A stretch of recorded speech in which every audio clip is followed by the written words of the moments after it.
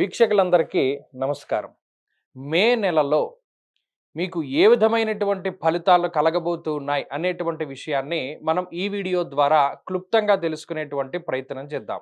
మీనరాశి వారికి మే మాసంలో ఉండేటువంటి గ్రహస్థితిని గమనిస్తే జన్మ శని యొక్క దోషం ఉన్నది, ఏలినాటి శని యొక్క స్థితి, వ్యయ రాహు యొక్క స్థితి ఉన్నది.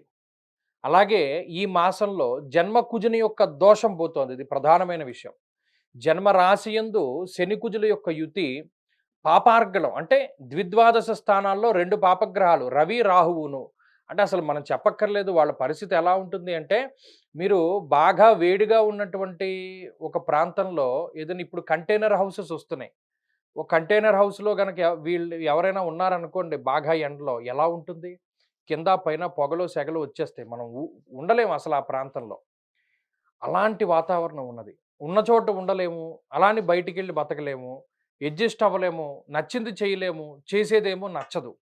అలా ఉంటుంది వాతావరణం. అంటే అసలు మనం అసలు ఎలా ఎగ్జిస్ట్ అవుతాం అనేటువంటి విషయాలు. అంతా మిమ్మల్ని మీరు కుదించుకుని, మిమ్మల్ని మీరు తగ్గించుకొని, సర్దుకొని ముందుకు వెళుతూ ఉండేటువంటి పరిస్థితులు.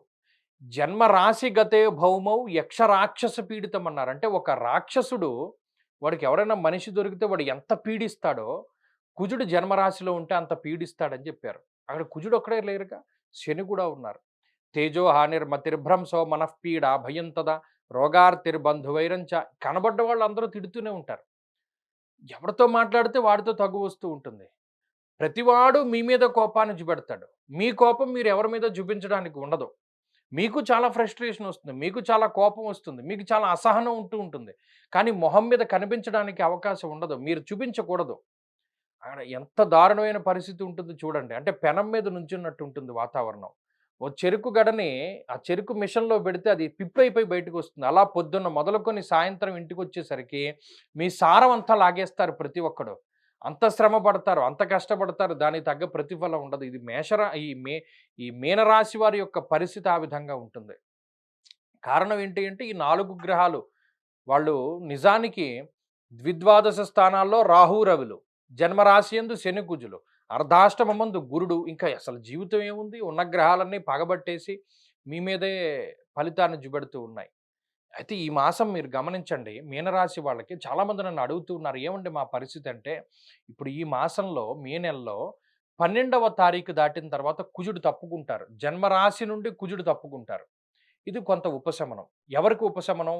అనారోగ్య సమస్యలతో బాధపడ్డవారు, ఆపరేషన్‌లు చేయించుకుని, లేదా అనారోగ్య సమస్యలతోటి మెడికేషన్‌లో ఉండేటువంటి వారు, త్వరగా రికవరీ అవ్వడానికి, అనారోగ్య సమస్యలు తగ్గడానికి, యాక్సిడెంట్‌లయి వాటి నుండి రికవరీ అవుతూ ఉండేటువంటి వారికి, లేదు ఏదైనా ఆపరేషన్‌లయి రికవరీ అవుతూ ఉండేటువంటి వారికి, వీరందరికీ ఇది చాలా గొప్ప ఉపశమనం. తర్వాత రవి యొక్క మార్పు. మీనరాశి వారు ఏ రోజు కోసం ఎదురు చూడాలి అంటే 15 మే. మే 15 దాటిన తర్వాత దాదాపుగా 6 నెలల తర్వాత ఈ రవి యోగించేటువంటి స్థితి. ఈ ఉపచయ స్థానంలో తృతీయ స్థానమందు రవి యోగిస్తారు. లాభస్థానంలో రవి యోగించినా అదేం పెద్ద ఫలితం రాలా. తృతీయమందు యోగించేటువంటి రవి గొప్పవారు. ఆయన దేన్నిస్తాడు? ఆరోగ్యం, నిత్య సంతోషం, బంధుమిత్ర సమాగమః. అసలు ఎవరితోనైనా వెళ్లి మాట్లాడేటువంటి స్థితి, ఆరోగ్యము, సంతోషము అసలు ఇవి లేవు గదా! మీనరాశి వాళ్ళకి.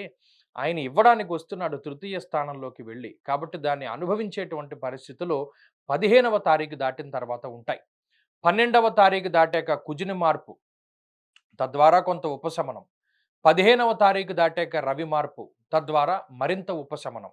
అలాగే శుక్రుడు, బుధుడు ఈ మాసంలో కూడా కొంత యోగించేటువంటి పరిస్థితులు ఉన్నాయి. ప్రత్యేకించి శుక్రుడు 2వ స్థానంలో యోగిస్తూ ఉంటారు కాబట్టి ఆర్థికపరమైనటువంటి స్వేచ్ఛ ఉంటుంది.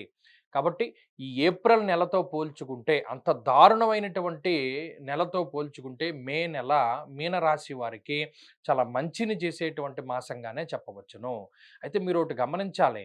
మీ మీద నిందారోపణలొస్తాయి. మిమ్మల్ని పరిశీలన చేస్తూనే ఉంటారు. మిమ్మల్ని పరీక్ష పెడుతూనే ఉంటుంది ఈ గ్రహస్థితి. ఎక్కడా కూడా తేలిపోకూడదు. మీరు చూడండి చాలా తక్కువగా మాట్లాడమనే చెప్తూ ఉన్నాను చాలా కాలం నుండి. ఇప్పుడు కూడా చాలా తక్కువగానే మాట్లాడుతూ ఉండండి. కోపాన్ని ప్రదర్శించవద్దు. ఎంత కోపాన్ని మీరు అణిచిపెట్టుకుంటే, ఎంత కోపాన్ని నిజంగా అణిచిపెట్టుకోకూడదు, వదిలిపెట్టేయాలి. మీ గ్రహస్థితి ఎలా ఉంది అని మీరు దృష్టిలో పెట్టుకుని మీ కోపాన్ని మీరు వదిలిపెట్టేసుకుని ముందుకు వెళ్ళగలిగినటువంటి వాడు గొప్పవాడు. ఇంకొక నెల ఓపిక పట్టండి.